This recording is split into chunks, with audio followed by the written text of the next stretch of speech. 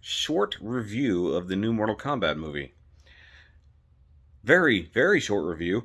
The 90s one was a better movie because it had a plot and it followed it and it gave you reasons to care. This movie is about Scorpion and Sub-Zero, and why that matters, I don't know. Literally just finished the movie and I don't know why Scorpion mattered so much. I liked Scorpion, kinda liked Sub-Zero. Other than that, this was a movie that some stuff happened in it. Some pretty cool looking stuff, some very bloody stuff. Um, and basically, other than being an effects driven fan fest, this was not a good movie. And Mortal Kombat never was meant to be a good movie by any means.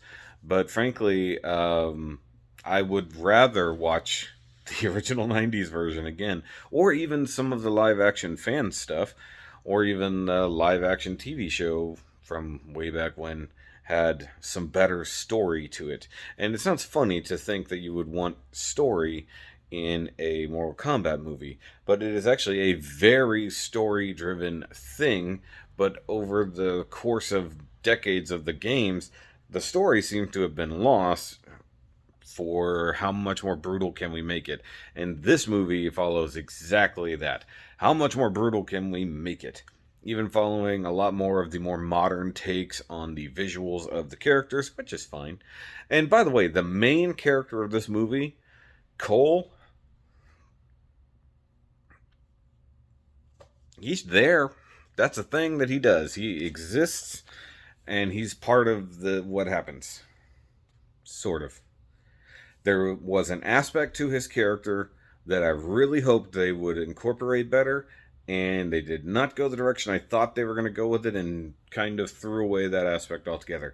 So, what do I want to see from a Mortal Kombat movie? Would probably be a pretty apropos question. You know what I want to see? I want to see the Mortal Kombat novel from way back when, probably written in the 90s, turned into a movie or a series, because that is very character driven. It gives you a reason to care. It gives you a reason why these characters matter, and it builds out the story of the characters. This follows sort of the story of Sub-Zero and Scorpion. They're a basis for things, but you're never told why that even matters. It's just they wanted to anchor you to a story through Scorpion and Sub-Zero's history.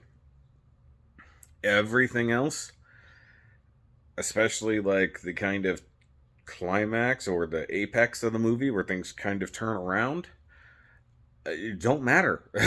It's so strange. This movie has so much that happens and so much it doesn't even matter.